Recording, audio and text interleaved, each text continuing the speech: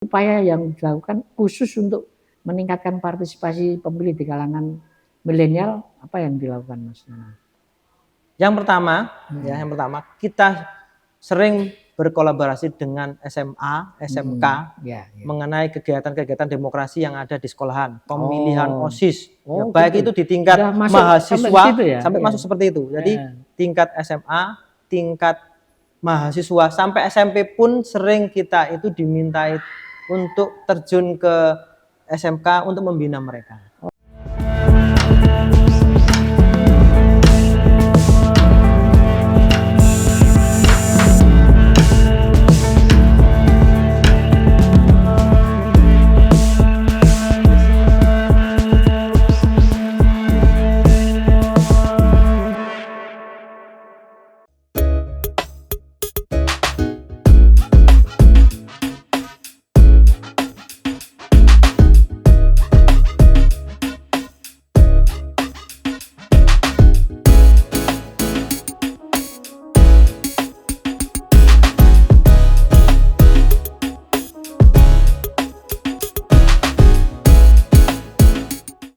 Assalamualaikum warahmatullahi wabarakatuh, Tribuners dan pemirsa harian Surya dimanapun berada. Saat ini saya berada di kantor Komisi Pemilihan Umum Kota Pasuruan. Ini luar biasa kantornya. Saya ingin mengetahui bagaimana update persiapan Pilkada Serentak 2024, khususnya di Kota Pasuruan. Bagaimana upaya KPU untuk meningkatkan partisipasi pemilih, dan tentu saja kita berharap pemilu Pilkada Serentak di Kota Pasuruan berjalan lancar, aman dan damai. Dan untuk itu telah hadir bersama saya Ketua KPU Kota Pasuruan, Mas Nanang Abidin. Assalamualaikum Mas. Waalaikumsalam warahmatullahi wabarakatuh. Saya panggil Nanang ya, Mas Nanang ya. Mas Nanang. Karena masih muda. Baik Mas Nanang, ini sudah memasuki tahapan Pilkada Serentak saat ini. Nah, sekarang sudah sampai tahapan apa ini Mas? Kalau tahapan KPU sekarang masih tahapan persiapan, belum tahapan penyelenggaraan. Jadi persiapan ini kita masih di tahapan rekrutmen Pantarlih yang kemarin sudah kami lantik, dan mulai dari kemarin bisa bertugas sampai di ujung masa jabatannya 1 bulan. Kurang lebih 1 bulan, berarti 25 Juli ya, berakhir Mas. Pelantikan 24 nanti sampai Juli. Dan tugas mereka seperti apa sih Mas untuk Pantarlih? Nah, ini tugasnya kemungkinan dengan yang ada di dalam pemilu sama, yaitu pencocokan dan penelitian administrasi kependudukan. Coklit ya, istilahnya kita ya. Coklit. Apakah dari data yang kita terima orangnya masih ada di tempat atau tidak, apakah sudah pindah, dan apakah ada yang pemilih baru yang umurnya itu sudah 17 kita data. Jadi yang kemarin pemilu belum tercatat, sekarang dicek lagi. Sekarang dicek lagi. Itu harus masuk. Dan kalau mungkin ada yang sudah lulusan dari kuliah ataupun dari SMA yang terdaftar ikut serta dalam TNI atau Polri, ya kita nanti didata, disisir di situ. Jadi ada kemungkinan DPT yang telah ditetapkan di pemilu serentak Februari ada penambahan atau juga kemungkinan ada pengurangan, begitu ya Mas Nanang ya?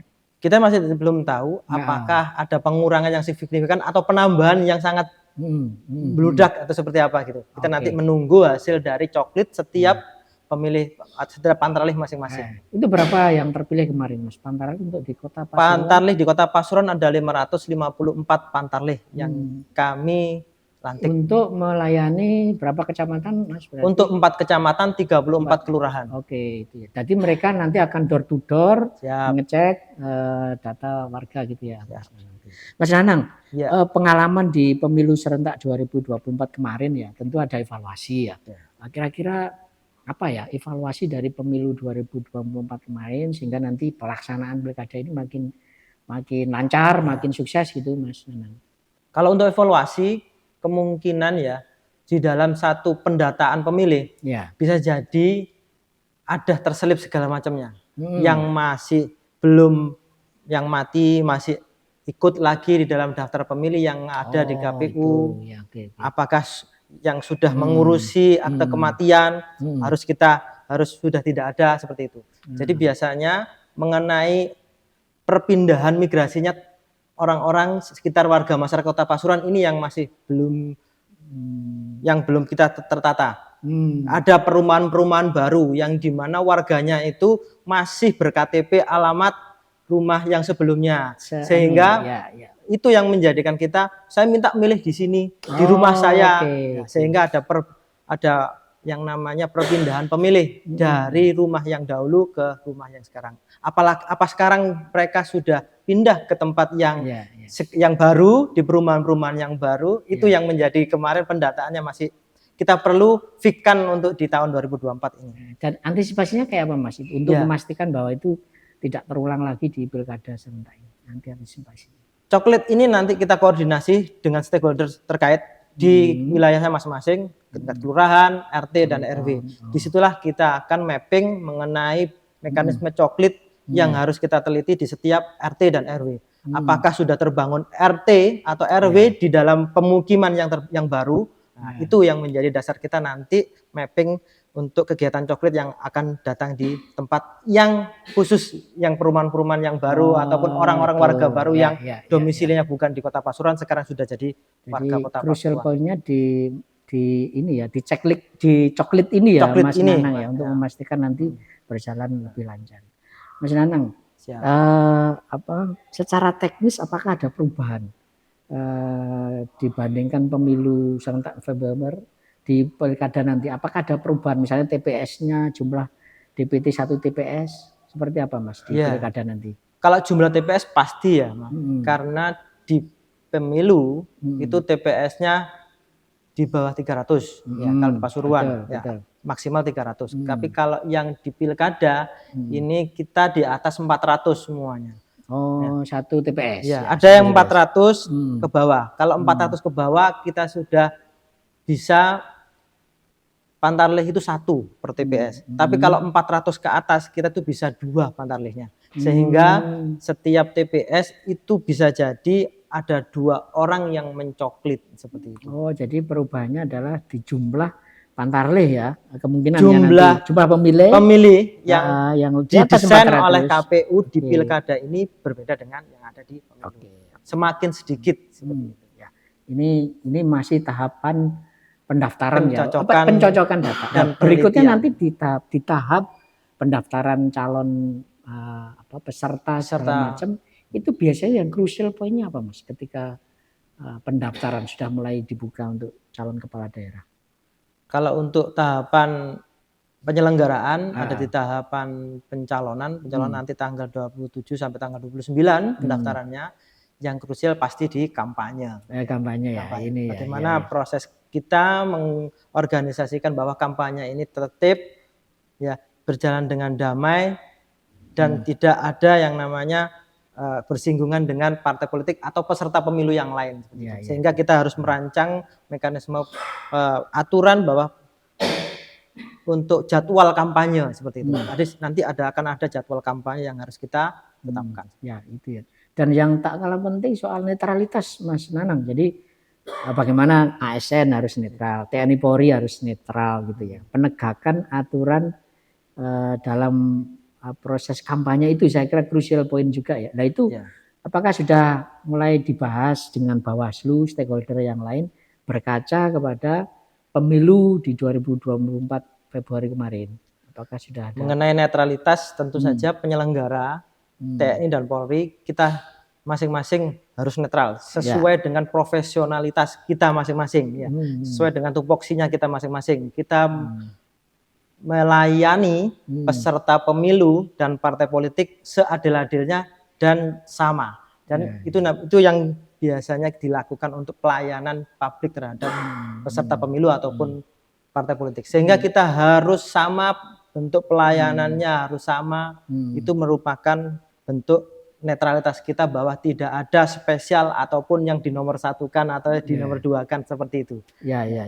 Mas Nanang ini soal netralitas ya. Mas Nanang kan sudah 2 periode ini ya. Sudah 2 periode. Saya kira pernah nggak ya misalnya ada penguasa atau orang berpengaruh yang kemudian ingin mengintervensi KPU. Pernah nggak mengalami hal semacam itu Mas Nanang?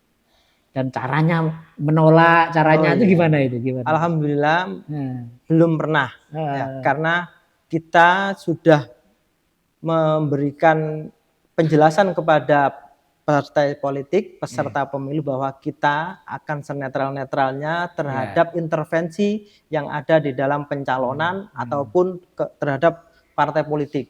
Sehingga segala sesuatu yang ada di dalam mekanisme pelayanan kita sesuai dengan standar dan SOP yang ada di PKPU dan peraturan undang-undangan. Kadang ono sing nekat ya Mas. Kadang masih ada yang nekat loh gitu. Harus siap-siap ini.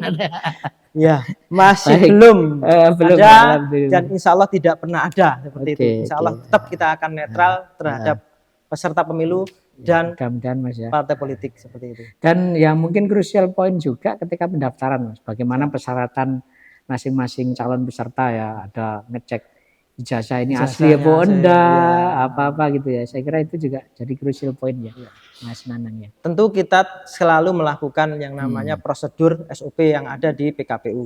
Apapun yang kita lakukan dan terawasi oleh Bawaslu. Mekanisme-mekanisme tahapan akan kita lalui dan Bawaslu sebagai pengawasnya.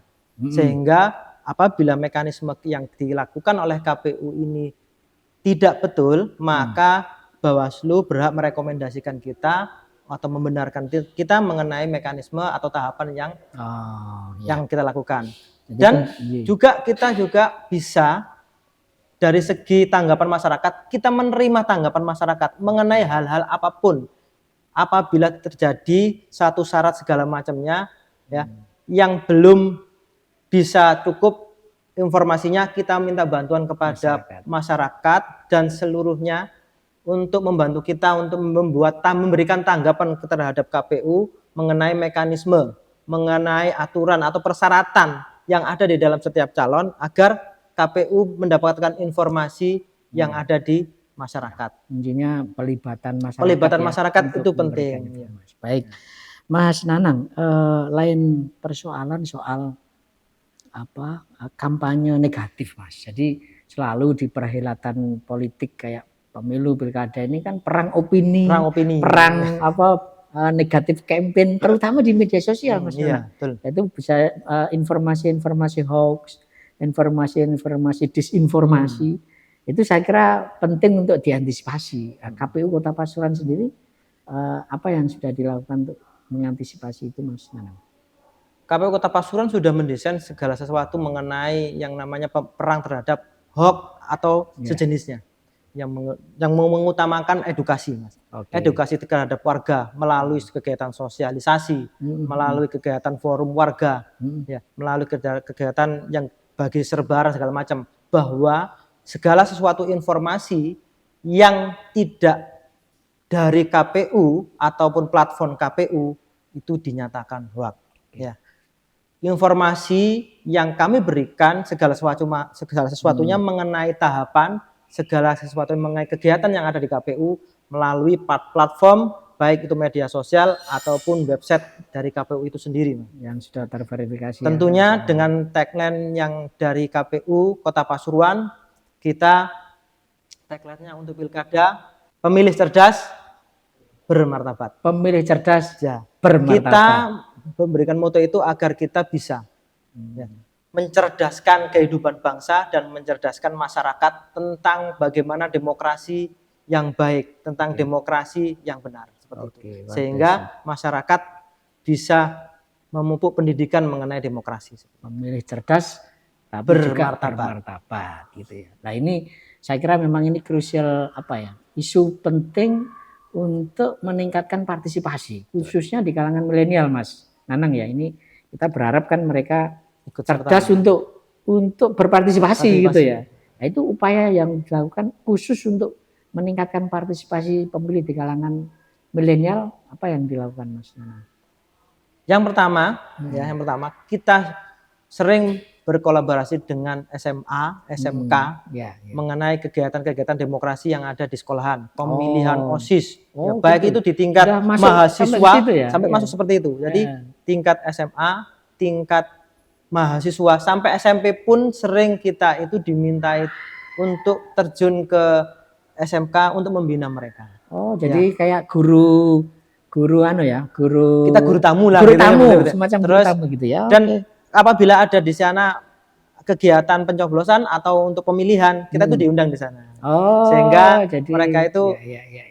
antusias terhadap demokrasi yang ada di sekolahan masing-masing. Pemilihan Itu menjadi OSIS, gitu ya. Sekaligus kita itu bersosialisasi bahwa pentingnya berdemokrasi, pentingnya kita itu ikut serta dalam demokrasi. Kalau bukan kita, siapa lagi? Iya, oke. Saya kira tadi sudah banyak hal disampaikan Mas Nanang terkait persiapan dalam Pilkada serentak 2024 di Kota Pasuruan. Barangkali ini terakhir himbauan dan pernyataan dari KPU Kota Pasuruan, Mas, agar pemilu Pilkada serentak 2024 berjalan lancar dan partisipasi pemilih makin bagus. Silakan, Mas Nanang. Mari di dalam pesta demokrasi ini untuk Pilkada tahun 2024, mari kita bersinergi terhadap KPU.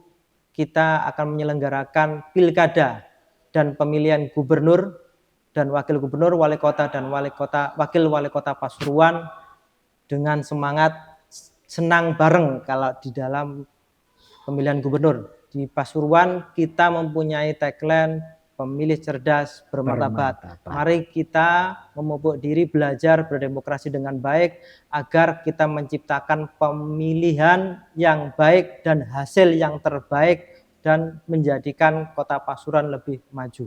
Baik, terima kasih Mas Nanang, Tribuners dan pemirsa Harian Surya. Demikian obrolan saya dengan Mas Nanang, Ketua KPU Kota Pasuruan.